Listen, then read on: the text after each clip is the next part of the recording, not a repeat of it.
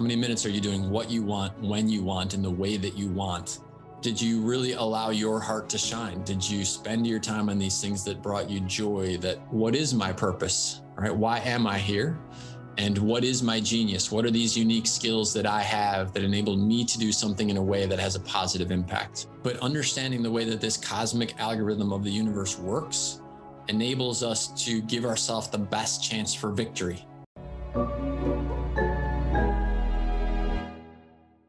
First of all, you're a man who inspires a lot of people, millions. Who inspires you? You know, it's a great question. I find inspiration in so many different ways, in so many different aspects. The first sort of thing that comes to my mind, I'll tell you in this form of a story. So I was having a tough day. This is a bunch of years ago, but I was having a difficult day. And I think I was working on some contracts that weren't happening, and I was working on another project. And it's just one of those days, you know, where you seem to be doing your part, but everything else just isn't clicking, and it's frustrating. And so I left the house and I was driving, and I was going to get on the expressway, the highway. And I was pulling up to the entrance ramp, and I saw a man walking down the entrance ramp of the highway, and he only had one arm. And in that instant, like everything that I was so upset about and such a tough day for me just took on such a different perspective. Here's a guy who's only got one arm. And I thought of all the things that I love to do in the world, whether it's picking up my kid or, you know, fishing or playing volleyball, so many things that I love in life that would be so much harder for me to do if I only had one arm. Oh, wow. And then here's this guy walking down the highway ramp, right? I mean, clearly something is challenging for this guy to be walking down a highway entrance ramp. And so the amazing thing, Maxim, is so I saw him walking, and then the light turned green and I could go. And I pulled onto the entrance ramp, and I looked in my rear view mirror, and he was gone. And I am not kidding you when I say that there is no way that he was walking so fast that he had walked all the way down the entrance ramp. And I get shivers thinking of it now, even like there are so many moments in life where we're given the opportunity to think about life from a different perspective. And I don't know if he's an angel. I don't know if he's a real guy that was just walking fast or something. But whenever I feel like I'm having a little pity party of my own, it's amazing. I'll see someone out there and I think, wow, like I am so blessed and so lucky. And so that's really where the majority of my inspiration comes from, is what I see around me. So, wow. You know, it's great that we have a really, how to describe it. I work about these genius people, you know, here's Da Vinci, here's Einstein, and the genius people for me, they were pretty spiritual, which normal people can't handle. But they're all of these guys were like channeling all this wisdom all down. Like Michael Jackson said, I'm embarrassed, but I didn't write any song. And directly I ask you a question, where do you get your inspiration? Your answer is, I saw something which a rational mind can't describe, which means I checked before your birthday, you're Virgo, right? For the German clients, Jungfrau. But you have also you're aware of your spirituality and your creativity and this second room where all these ideas coming from. How does this process work, if you can tell us? Well, it's funny you say that. And it's one of the unique things about being a human is that for the vast majority of my life, I assumed that the way that my brain worked and what was going on in my head was similar to what was going on in everybody else's head. And logically, that didn't make sense, because when I was in school, there were people who were much better at some things than I was, and I was better at other things than other people were. And so I guess in my head, I just thought, well, maybe they're trying harder and that's why they're better at those. But the truth was, there were certain things that just clicked for me that were effortless, that were easy. And I've always existed in this state where I had my reality going on, and then I had this presence outside of my reality that was watching the reality happen. And the awareness of that and contemplating, well, why am I thinking those thoughts and what's going on in my own head? And I don't know, I guess I've just always been like that. When I was younger, I didn't know what that meant or how to benefit from that, how to add value from that. And now I realize that, wow, if I can master my own thoughts, and if I can be aware of what I'm thinking and why I'm thinking, then so much of life becomes a much better experience. It's changed everything. You know, like I'll tell you an example. So one of the ones that really changed my life is the awareness that all anger is a manifestation of fear. Mm-hmm. And that was one of those things. I was driving, I had my daughter in the back seat, a guy cut me off on the road. I felt this anger inside of me. And I realized the little voice watching my reality was able to tell me, actually, what you're so angry about is now 7 kilometers down the road because the guy was flying. And so I was able to ask myself, right, so that moment is gone already. So why am I still pumped with adrenaline? Why am I still angry? And as I walked through that process, Maxim, what I discovered was I was angry because that guy, had he have hit us, potentially could have hurt my kid. And my daughter was in the back. She was a little girl back then. And I love her so much. And I thought, I was angry. How does this guy not know how precious that person is back there, and to treat that moment? Well, like, obviously the other driver wasn't thinking any of that, but that was all what's going on in my head. And so my ability to recognize, here's what I'm responding to in the moment, but why am I responding that way? And is that valuable? Is that useful? Is there a better way to think about it? That's kind of what I've learned over time, is to use this ability to see your reality to make your life better. So now if I find myself getting angry about something, I ask the question, what am I afraid of right now? Mm-hmm. And sometimes that's not easy. Sometimes I don't want to go there. I mean, no, I just want to be angry right now, But in truth, when I allow myself to get into that space, there is always a fear underneath the anger. And if I'm able to get into that and acknowledge that, I learn so much about myself, and then I can grow from there. That's a great advice, especially for a relationship in this Corona times. A lot of couples are now sitting at home, and they have to project all their fears directly to each other. So you said, can we say like an advice from you, the next time you have an argument with your partner, ask yourself what I'm angry about? Or how would you describe it? Yeah, I would say, so the next time that's a great example, because you're right. So many of us are now in a lot closer quarters. Before, you'd probably go off to work for a large part of the day. They'd go off to work, and then you'd reconvene. And now, like, everybody's in the same space, and probably parents with kids too. And I would say the question to ask is, when you feel that internal frustration, anger starting to rise, to take a momentary pause and ask yourself, what am I afraid of right now? Mm-hmm. And just that tiny little pause, that little filter, I call it, will allow ourselves to potentially de-escalate the situation, which is great.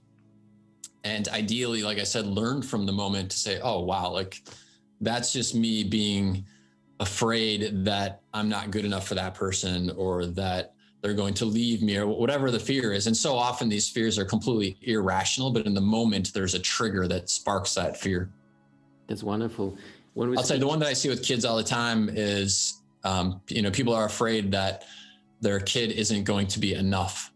Mm-hmm. And the truth is that, every kid has so much potential, unlimited potential. And if we just love them and honor who they are and encourage their gifts and their genius, it's all going to work out okay. That sounds great. When you speak about, you have a daughter, right? I do, yeah. What did she bring to this planet from your perspective as author, as a person who traveled a lot? Do you see something special, which, like, according to this story you told, a man without arm, like the gifts from a door, you see? Tell us. Yeah. Oh man, I'll tell you what, she has taught me so much as a human being. First of all, the depths of love. And I think any parent who has had a great loving relationship with their kid will know what I'm saying, that you think you know love until you have your kid. And then you just, I don't know, I would throw myself in front of a bus 1,000 times in a row to save her life without even thinking about it, Mm-hmm. And there's certainly that. I've also learned that kids arrive with their own energy, their own spirit, their own direction in life. And I really realized early on that although I'm definitely her father, right? So there was a piece of me in her biologically, with my cells and my coding and the rest of that. But she is her own spirit. She is her own presence, and she has her own challenges, her own opportunities. And what I really get to be is I get to be the one who guides her through the process, and to be her guardian as she is growing, as she is learning. It's not my job to prevent her from everything that could possibly harm her. because there's moments as a parent where it's important to let your kid fail for the sake of learning. Now, granted, you want to keep that in perspective, right? You don't want them to run into the middle of the street, get hit by a car, so they learn that's a bad thing. That's too far. But to give them the opportunity to feel frustration before we jump in there and solve the problem is a great thing. That's how we all learn. And then you're there to comfort them if they need comfort. But I'll tell you, Maxim, like in the sequel to the cafe book, so Return to the Cafe on the Edge of the World, I tell a story in there about Mike and his daughter in the cafe. That story is entirely based on something that happened with me and my daughter while we were on a trip in Australia. And in that story, I talk about so I'll tell you the story from my perspective as it really happened. So, here I am, we take our daughter to go on a trip around the world. She's only 4.5 years old, and she is just fantastic. She's on all of these flights, 20-hour flights, 28-hour flights to go to Africa. Not a negative peep out of her. I mean, she is just like the epitome of positivity, right? And so we've been on the road for, I think, 6 months. We're in Australia, and we're in this campground, and we're in this tiny little camper van. It's cold at night. It's uncomfortable. We're all squeezed into this tiny little box, and it's 2 a.m. and she's got to go to the bathroom, and she's upset and she's unhappy, and there's snakes on the ground in Australia that you have to be careful of. So I'm like, oh my God, it's 2 a.m. We got to watch out for the snakes. So I walk her to the bathroom, and she's upset, like I said, and she's crying. And she was just tired of this whole thing, right? And fatigued, but she had been so amazing for all of these months, right? Everybody has their moments. And I was upset that she was crying because we were in this camper park, and, it's 2 a.m. I'm thinking we're waking everybody up. And I had this moment, and I describe it much better in the book and in detail. But basically I had this moment as I looked at this little human being, and I realized in that moment that I was failing her. I was so worried about everybody else in that moment, and what I should have been worried about is her. And I looked at her and I said, Boo, I'm so sorry. I said, Daddy's got you. I've got you, Boo. And I'll never forget it. She wrapped her arms around me, and it was like validation. Like, that's all I needed from you in this moment, Dad, was to know that you've got my back. And so that's, she's taught me countless moments like that, of looking into my own activities, my own behaviors, my own thoughts, and saying, how can I be a better person? Oh, wow. It sounds like you have a really special soul on your side. Wow. Yeah. She's an amazing kid, kid. Like I said, I think that's my job, is to shepherd her and give her the chance to grow into whoever she wants to be. And that requires stepping back, whether it's a relationship that you have with someone else on a partner basis, whether that's your kids, to allow them to have their moments of challenge and frustration, but to be there as a guiding presence, and, to not get caught in the fear factor, because that is so typical of the way our brains want to work. Mm-hmm. That's wonderful. John, you said you have your daughter has a biological part of you, but she's her own soul with her own drive. How difficult is it for you, famous author, everybody in this world who's reading the books, knowing your name at least, how difficult is it for you to go out of the way to let her go and not to be this inspirational guy on her side? How you can choose between this inspiration and let her? It's actually super easy for me, and I'll tell you why. One of the main another aha that I had, is that when you think about why am I here, the question that I raised in Das Cafe, I'm running about the main question on the menu, why am I here? When I reflect on that, and I think about that all the time, Maxim, at the end of the day, it comes down to minutes. How many minutes of your life are you spending in alignment with the life that you want to live? How many minutes are you doing what you want, when you want, in the way that you want? So that at the very end, when you're looking at the scorecard of life, it's, did you really allow your heart to shine? Did you spend your time on these things that brought you joy, that were, as I call it in the Big Five for Life book, the museum day moments, the moments that you'd be so excited to relive for all of eternity? And so if she decides that she wants to pursue something in the creative arts, writing or otherwise, awesome. Like, I'm here to help her.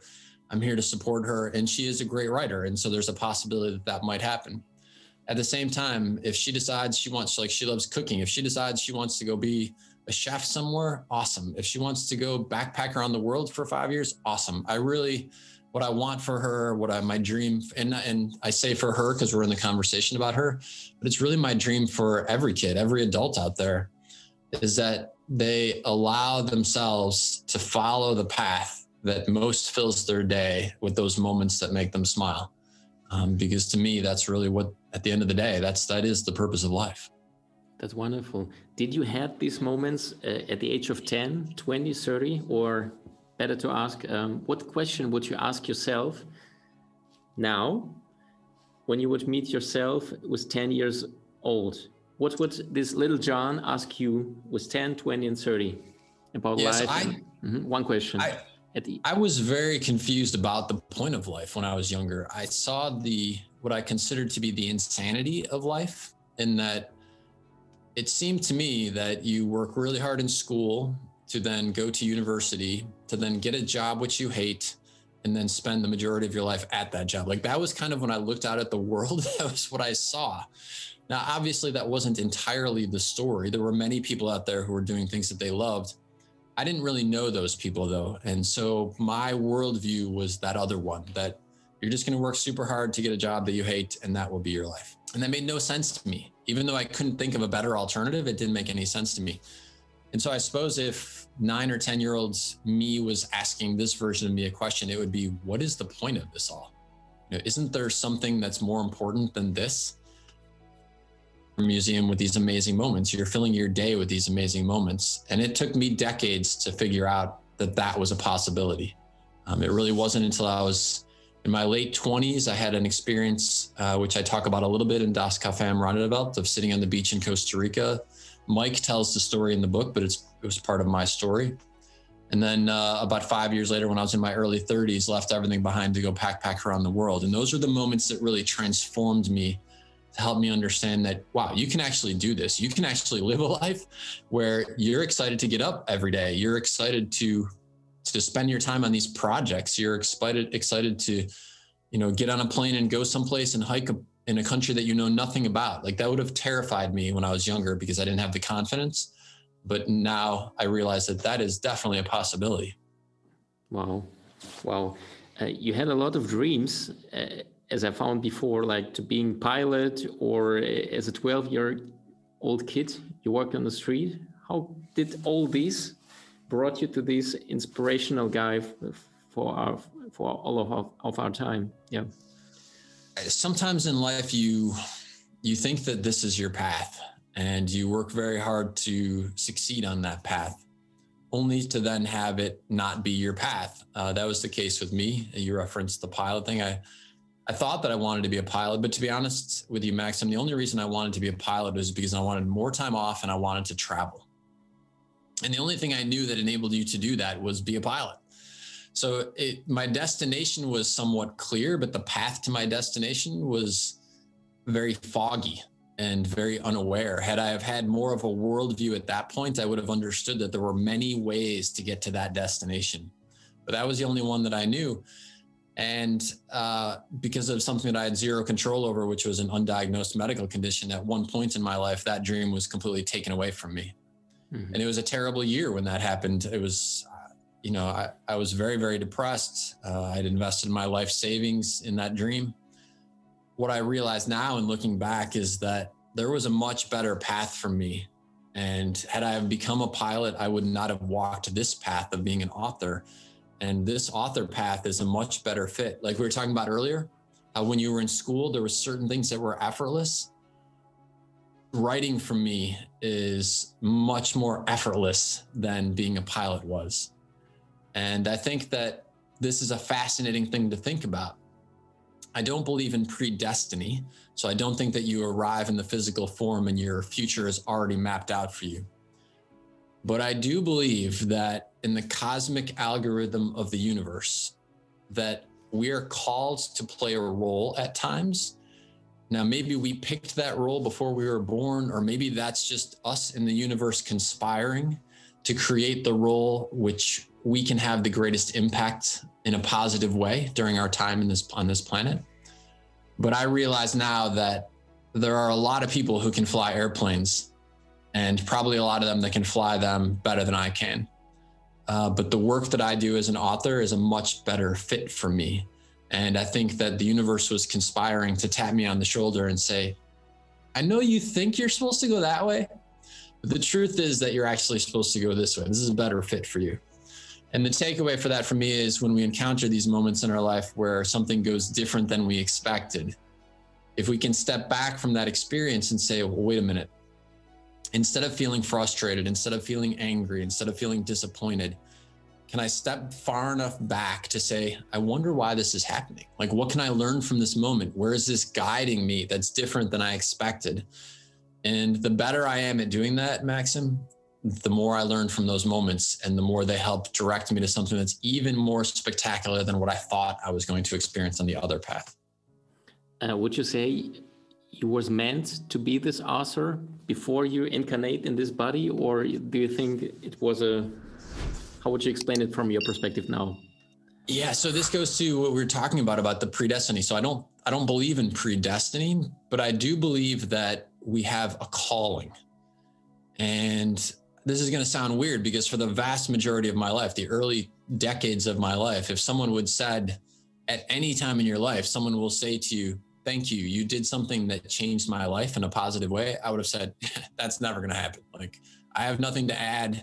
I have nothing to contribute. I'm just trying to make it through the day. Thank you very much. That said, I realize now that I do have something to add. And I also realize that everybody has something to add. Everybody has genius within them. Everybody has a contribution to make. And so I don't think it is that we are predestined with one specific path, but I do think that we arrive on the planet with a goal, with a destination in mind, with a purpose, and a set of skills that are uniquely qualify us to fulfill that goal in a way that is very, very special. That is our genius. That is what we have to contribute. And I think part of the human experience is figuring out, all right, what is my purpose? All right, why am I here? And what is my genius? What are these unique skills that I have that enable me to do something in a way that has a positive impact? And my guess is, Maxim, that there is not just one answer to that question. So yes, I'm a writer. I'm also working on other projects in the creative arts, in the field of music and film and other things. And so maybe I could have spent 90% of my time on those and only 10% on writing. At the moment, my time is 90% writing and 10% on those. Maybe I would have done nothing other than be a storyteller to my daughter. And that alone would have checked the box on what my contribution was supposed to be. I don't know. But I do think, like I said, that there are certain things that we are just better at. And we have a particular path in alignment with those skills. And if we can figure that out and we allow ourselves to spend our time, our energy, our resources in sync with that, like, that's when the genius happens. That's when good stuff happens. What did you? I mean, is that what you've experienced in your life? Mm-hmm. Oh, it's a great question.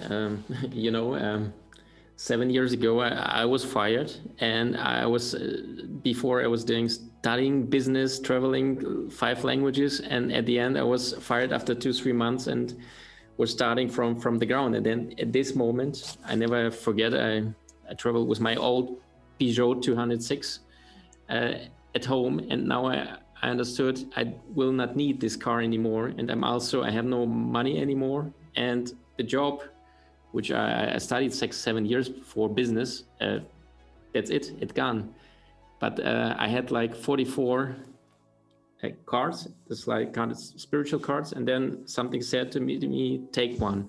And then I put one, and then it was just see love within the situation, and we will help you to clear this process, and at the end you will find yourself at places which you can't even imagine. And now 7 years later, we have a community with over 500,000 people, and the guy with no job to pay bills has now a team who he's paying and have a wonderful time. So the soul had a part, or like you said, this skills you learn, but you don't have a direct path. You will find this way. Exactly, it's wonderful. When we take your life, would you say you always knew that you had this gift to write so precise and so emotional, to touch so many souls outside? Or would you say No. it was a kind of, you said, okay, maybe I am good at it? How did you develop these strengths and also this courage? Because you were self-publishing the first book, right? Yeah, so I guess throughout my whole life, I've had a high degree of empathy. And so I feel joy, I feel pain on a high level, especially things associated with empathy. So pain and frustration and disappointment. When someone is telling me their story or when I watch a movie, like I really feel at a deep cellular level the pain of the person. And so I think part of what enables me to write the way that I write is because I feel it at such a deep level. When I wrote Safari des Lebens, that story came to me, and the ending is what came to me first. And it's a very powerful, very emotional ending. And in the process, I actually wrote that whole book in 10 days. I had the house to myself, and I just sat down, and it just flowed through me so effortlessly, so easily.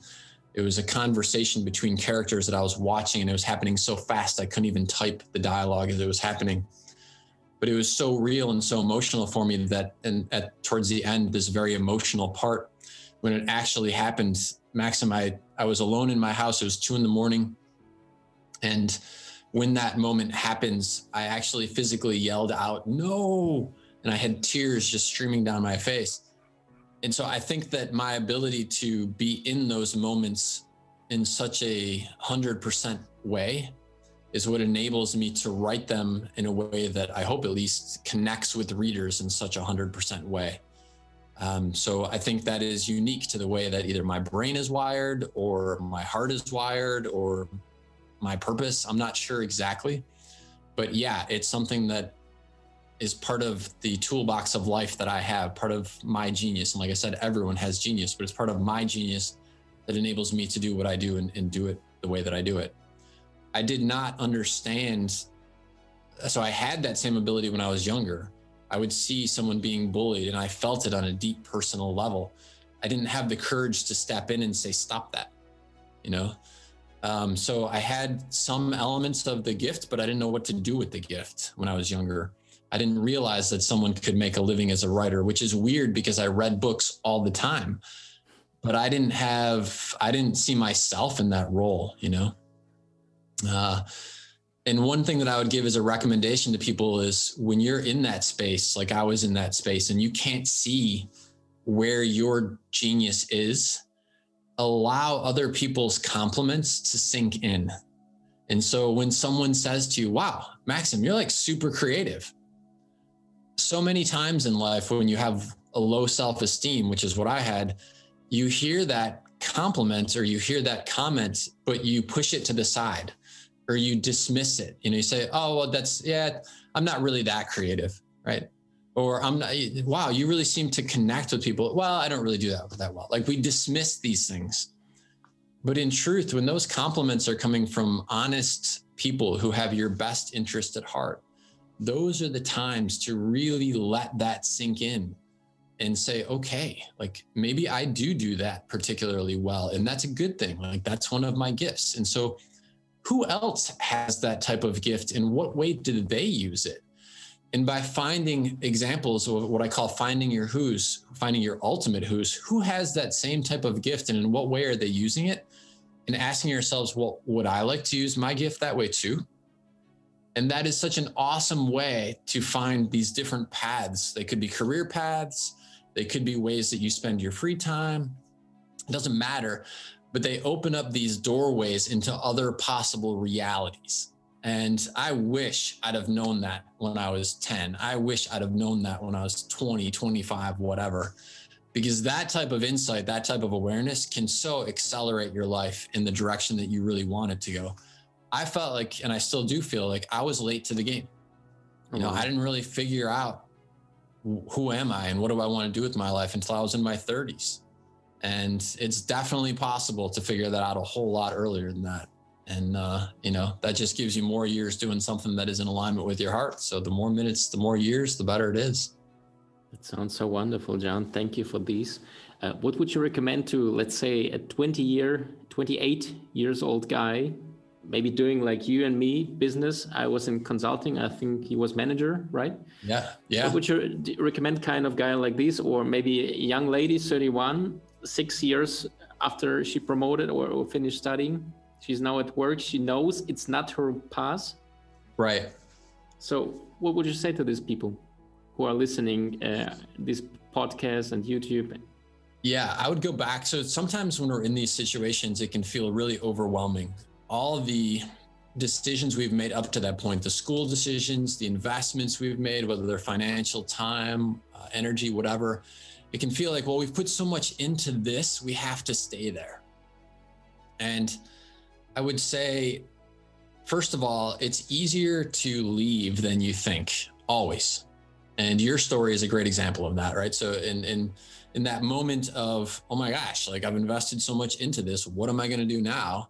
You got on a path which has led you to this amazing community doing these amazing things for people, and you must love it, right? This is why you do what you do. And so I would say two things. One, I would say, allow yourself to believe that it's going to be easier to find the new thing and be in that new direction than you might think.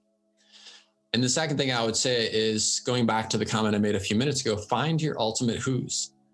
Someone is living your dream life. And whether that's the vacations they get to go on, whether that is the work that they do, whether that is the type of relationships they have, someone is living your dream life. It might as well be you. And every expert starts off knowing nothing about what they became an expert in. And that is so profound and positive, because it means no matter where you're starting, everybody starts at nothing. And so whether you want to start a podcast, whether you want to start a bakery, whether you want to be the most amazing parent ever, it's okay if you don't know anything. Every expert starts off knowing nothing. And you build from there. And it's much easier to build from there when you allow yourself to find these ultimate who's. These are the people who are doing, seeing, and experiencing what you want to do, see, or experience. And in this age of technology, Max, and we have never been in a better time to make these types of changes, because you can get on Google and type in someone that you feel is your ultimate who. And you can type in, like, I could type in your name, Maxim, life story, right? And somewhere out there, someone who's interviewed you, or Wikipedia, or a book you've written is out there telling your story. Well, if I want to learn more about being like Maxim, I can learn everything that you've done, or I can contact you. It doesn't matter that you live halfway around the world. We can get a Zoom call and talk. So there's never been a better time to understand the steps to become who you want to become. And that includes the great steps, and that includes the pitfalls to avoid, the obstacles to make sure you don't get stuck in. Like, this is the time. And so I really encourage people, if that is you, if you're sitting in that situation like you described, 28-year-old guy stuck in business, which was me, 31-year-old woman who's invested so much time, and you say, I really think my path is elsewhere, like, awesome, because there's never been a better time to start walking that new path. Oh, that sounds great. John, you know, the first thing is this emotional power. Like you said, I was really seeing this picture when you said your first book, it was 2 a.m, and you was crying because of the end of this book. And this emotion was so strong and powerful for you that you got this courage and said, whatever they say, I will publish it and see what happened, because it touches you so deep on the soul level, right? Yeah. What would you recommend a guy who didn't got this experience with this book, but also see this is a okay job, this is a 9-to-5 job, but this is not my way? How to find this courage? You know, when I see my story, I had to be fired 2 times. At the end, I counted the days, and it was exactly 2 months and 22 days when I was fired on both jobs. Right. And so it was like the universe was laughing at myself and say, come on, guy, will you try the third one? Which I did, right. Which was the best I ever had. It was at the Greater, where you had your speech, Gedankentanken Greater, yeah. How to get this courage and not to stay behind the wall and say, okay, I have to move now. How to get inspired. Mm-hmm. Yeah, so the brain wants to do the same thing today that it did yesterday. And that's because as many amazing capabilities as our brains possess, in some ways they're very basic. And so the basic underlying thought of the brain is my job is to keep you alive.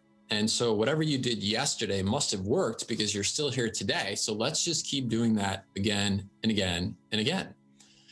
And so that can be a barrier to making these types of changes that you're talking about. But the good news is that our brain is also highly plastic and malleable and changeable. And so we can use that to our advantage. And as an example of that, the minute our brain receives a new piece of information, it starts to then recalibrate all of the existing data in our, what I call our neural net. It's not just I call it, it's called the neural net. It's all the different stories that you have inside of you, the data points, the history, the awarenesses.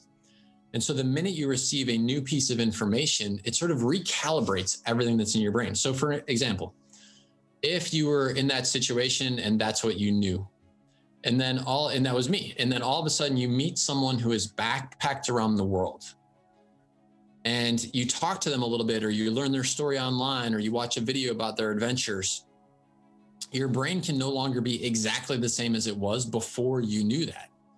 It has to recalibrate in this. And so the ways in which it recalibrates is it looks at that video and it says, oh, look, interesting. The person in that video is a man. I'm a man. Oh, that guy is smiling. He seems awfully happy as he's backpacking around the world. Maybe I won't die doing that. So maybe that's something that we could do tomorrow and we'd still be alive. Like this, I know this sounds very simplistic, but this is sort of what happens, as I've noticed, with our brains. And so then we can very gently sample these new realities until our brain stops resisting and actually gets to the point where our brain is pulling us in this direction. So no longer is it trying to pull us back. It's actually pulling us in that direction. Or if you can think about it, it's actually pushing us in that new direction. And the life experience that I will use as an example of that is when you feel called to do something and your intuition is guiding you in that direction. Well, now it's the forces at play propelling you as opposed to holding you back. And that can only happen when you allow yourself to sample these other realities. And like I said, you can sample it by watching a video, reading a magazine, having a conversation. You can sample it by testing. If you think, you know what, I'd really like to spend more time in nature. Well, go for a walk for 15 minutes in the woods and see how you feel. And then see if the next time you're walking and you see the woods, does your brain sort of like, hey, let's go over there, right? I know this sounds very simplistic, but this is the way that we sort of touch on these realities. And here's a really big takeaway from that. If you love walking in the woods and you haven't walked in the woods in 6 months, and someone said to you, hey, Maxim, you can't go walk in the woods for another 6 months, your brain would kind of be like, well, okay, I guess that's all right. But if you love walking in the woods and you go every single week and you just love it, like, I mean, you experience it on such a cellular level, you look at the animals, you feel the fresh air. And so you do this every week. And then someone said to you, hey, Maxim, you can't go walk in the woods for 6 months. Your brain would resist that reality 100%. So the takeaway for us is that the farther we are from this life that we want to live, the easier it is to keep not living it. But the corollary to that is the more we allow ourselves to dip our toe in the water, even if it's just for little amounts every single day, the easier it is for that to be our reality, and the harder it is for any force, whether it's other people or our life situations, to keep us from that life we want to live. And that's it. Like, I wish I'd have known that when I was 20. That's so wonderful. John, what would you say to the people who are experiencing the situation on this planet right now, staying at home, insecurity? Some have financial, other guys have some emotional state which you never experienced before. What would you recommend to the people?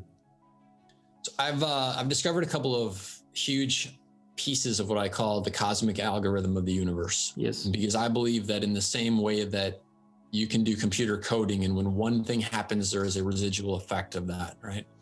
And those are called algorithms. So if I go on Google and I type in New Zealand 10 days in a row, I'm going to start to get ads for New Zealand popping up the very first thing when I log into Google or Facebook or whatever, right? There's an algorithm watching my behavior.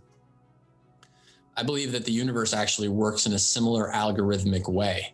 that where I put my energy, where I put my intentions, where I allow my thoughts to go is very similar to typing them on Google or typing them in Facebook. That the algorithm is looking at my behaviors, my thoughts, my actions, my intentions, and it's giving me more of what I'm giving out.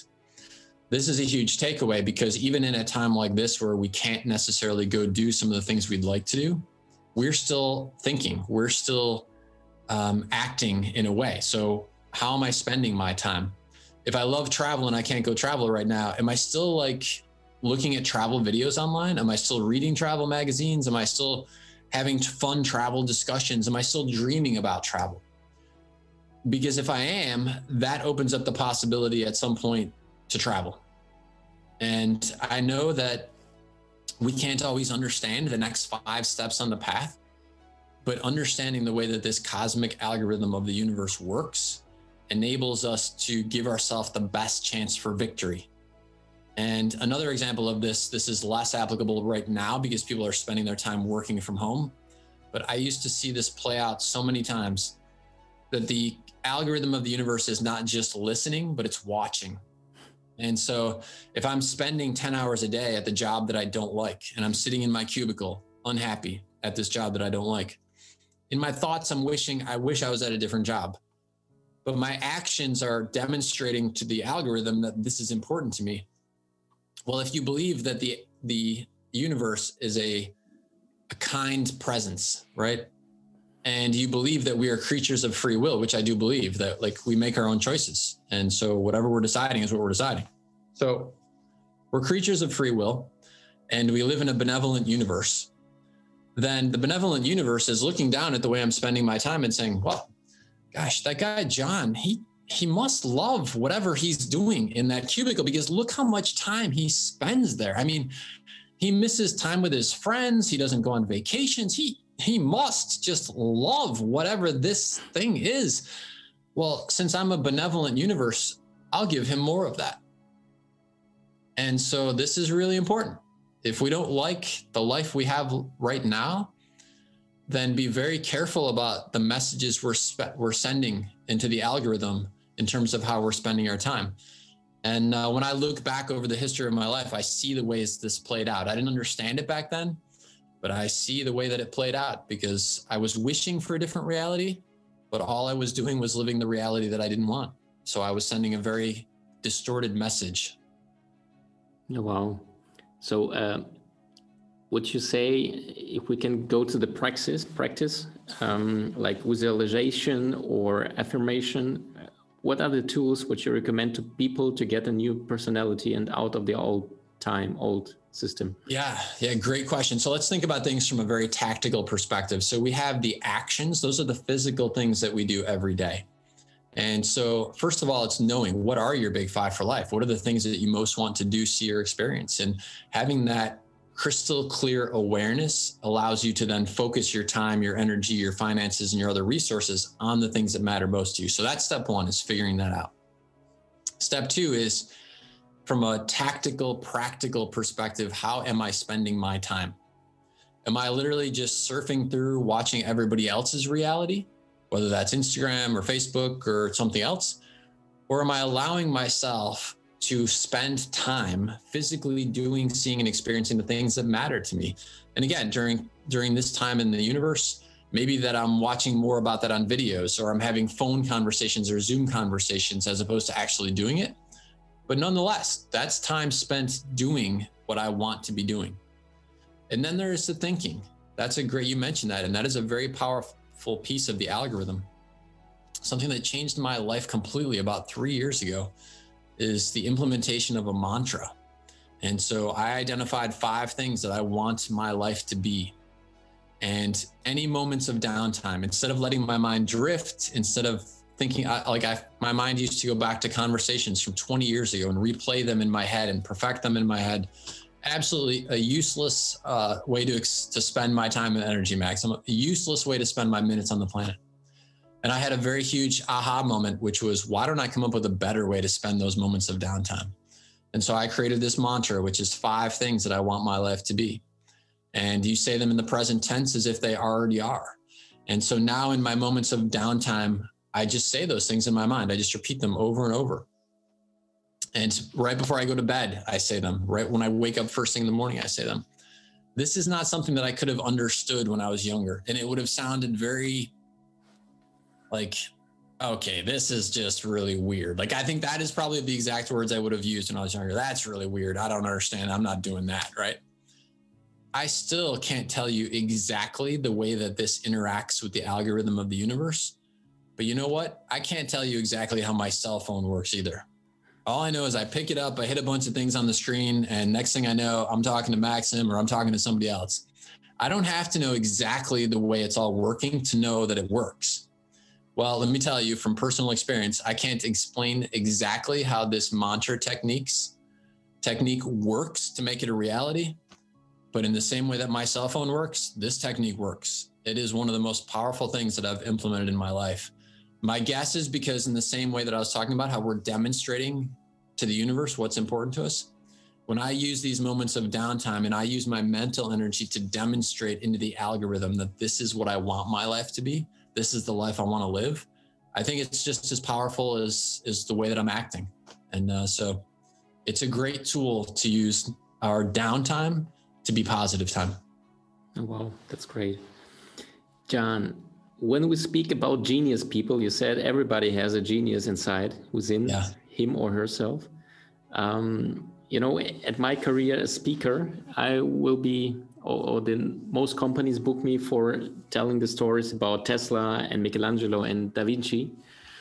If you had to pick one from the story, maybe guys who are still living, Elon Musk, or from the past, who would it be? Who inspired you the most and why? So I have a very interesting one for that. And it's a guy by the name of Milton Hershey. Mm-hmm. And if you've ever eaten a Hershey bar, a chocolate bar from the Hershey company, it's part of the Hershey legacy. And Milton Hershey's biography is something that is so worth reading. And the reason that I would pick him, he's not super famous like some of the other people that instantly come to mind, partly because it was many years ago that he lived, because it was in the early 1900s that he really built his companies. But what I love about him, Maxim, is that he was courageous. He tried a bunch of different things. Some of them failed. Some of them were wildly successful. The ones that failed, he didn't let that set him back. He said, okay, so what did I learn from this experience? And where do I want to go from here?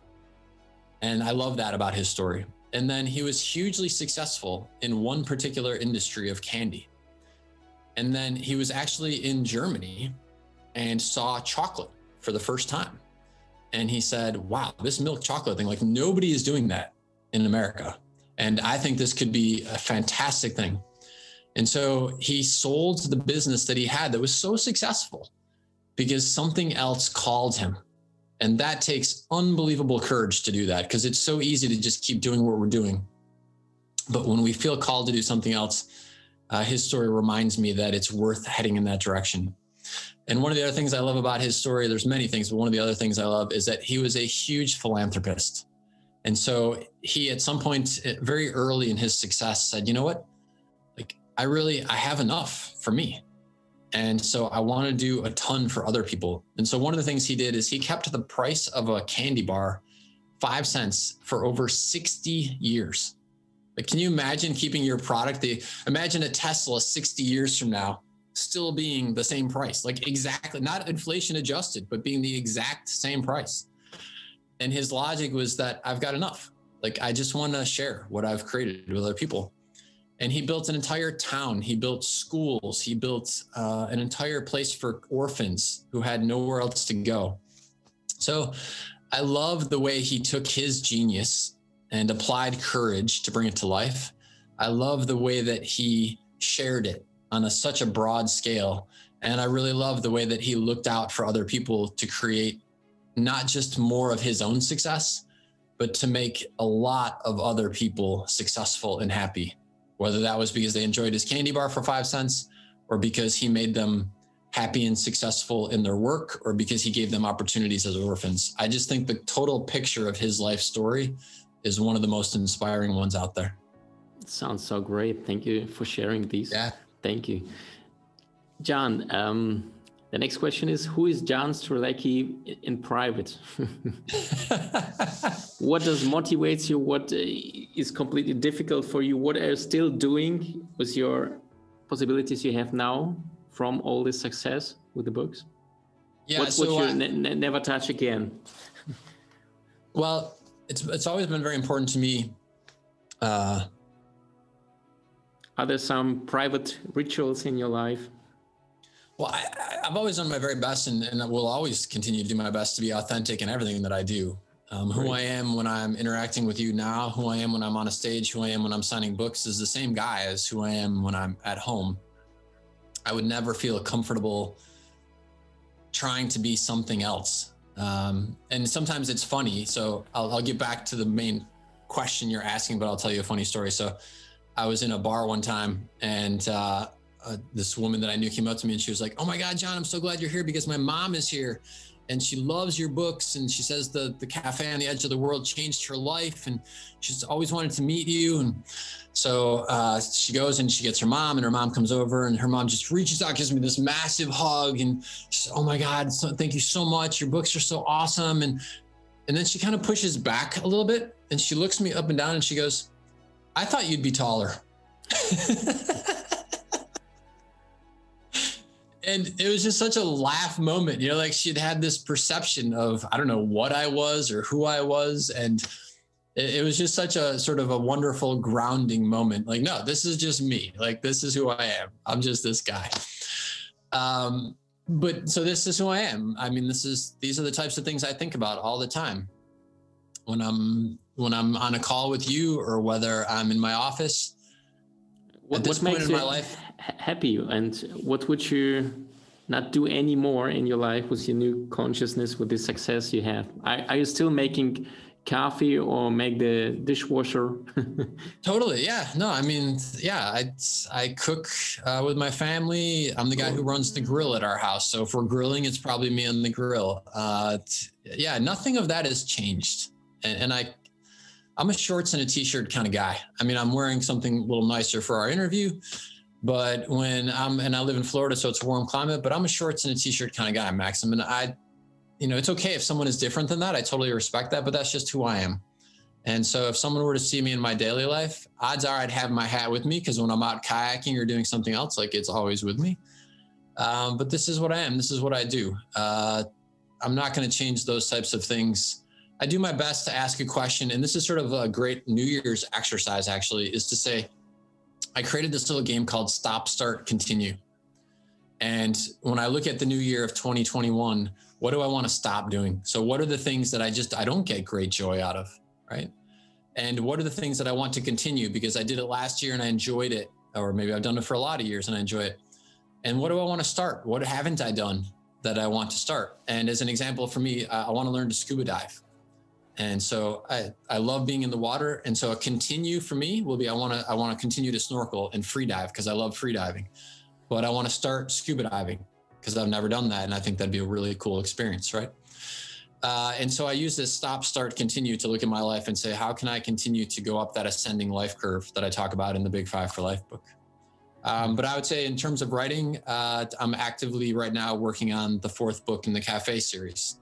And so that's one of the projects that I'm super excited about. So yeah, I find things that get me excited about life and I try and spend as much time as I can on them. Oh, that sounds so great. John, thank you so much for your time. There are so much open questions. We will not be able to answer all of them.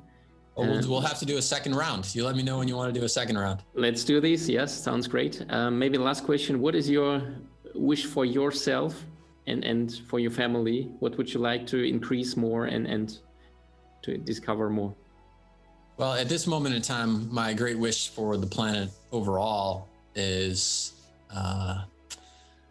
I was going to say a return to normalcy, but that has so many different connotations. So I will say my great wish for the planet is that we all have the chance to have the freedom that we love and we're so used to spend our minutes doing the things that we want to do, see, and experience. And so the sooner we can return to that, the more spectacular I think that would be. So that would be my great wish for everyone. And In addition to that, I would say my great wish is that each person who's listening to this, for my family members as well, the opportunity to allow their mind to get that certainty about where they want to spend their minutes, and then to allow their behavior to support that, their belief systems to support that, because life is very fleeting. We don't think it is, but I'll share a small analogy with you to sort of close this out. If you've ever gone on vacation for a week and you have, like, let's say you've been working super hard, you take a week off, you're going on vacation. And that first day on vacation, it feels like, wow, like this is awesome. Oh my gosh, this is so great. Like kind of hanging at the beach, or I'm sitting by the pool, or I'm snorkeling in the water, whatever. But it just feels like, wow, we've got a whole week of vacation. This is going to be spectacular, right? And day two, maybe you're riding a bike somewhere, you're walking in the woods, and you're just like, wow, we got a whole week of vacation. And I don't know about you, Maxim, but for me, like right around day 3 or day 4, you're like, whoa, like what is going on? It's just flying by, you know? A couple of days ago, it felt like we had all this time, and now it feels like it's just so fast, and I can see the end of vacation and it's right over there, you know? And what I've discovered in my life is that life is very much like that. I found when I was younger, in my teens, my 20s, certainly, it felt like I had so much of life left. Like I couldn't even imagine end of life. What are you talking about, right? But on my life calendar, Maxim, I'm probably on like Thursday of the week. And my father and mother are quite old and not in the best of health. And I see through them and their story that this is the way life goes when you get older. And like I said, I'm on like Thursday of my own life, and I see the speed at which my days are accelerating. And so my great wish for everyone is to try and maximize every day, to try and really appreciate every day, and to spend it doing things that you really love, to try and create those museum day moments that I talked about in the Big Five for life, because it goes fast. And don't delay. Allow yourself to live the life you want to live as soon as possible, because the benefits of that will carry with you for the rest of your life. And you want to have those adventures sooner rather than later. Oh, wow, John, this is an amazing words which you say at the last. I appreciate so much your time. And as you said, all we have is minutes. You know, this year in Cologne, I was walking this... Cologne is on this river called Rhine. Yeah, you know, in English probably it sounds different. And it was summer, and at the end of the summer, and the trees began to falling down, to losing. And at this point, it was like a kind of inspiration. All we have is like maybe 80, maybe 90 summers. And the most of them, until the age of 18, we're not even able to decide by ourselves, or in US at 21, the parents can decide what you're gonna do in the summer.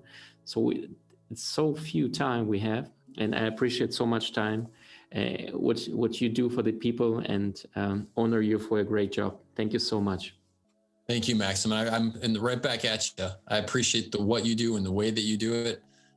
You know, we drop one tiny bit of inspiration in a life that needs it. And I say that from someone who was in that place for so much of my life. And that can be the difference. That one moment can just shift a life in a direction that never otherwise would have been realized. And so thank you for what you do. And thanks for having me on the show. And I look forward to, we'll do round 2 whenever you feel you want to do it. Great. Thank you, John. Absolutely. Bye. Thank you. Ich freue mich, dass du bis zum Ende geschaut hast. Hier findest du entsprechend ein Geschenk, einen passenden Videokurs im Wert von 99 € von mir, und hier kannst du den Kanal abonnieren.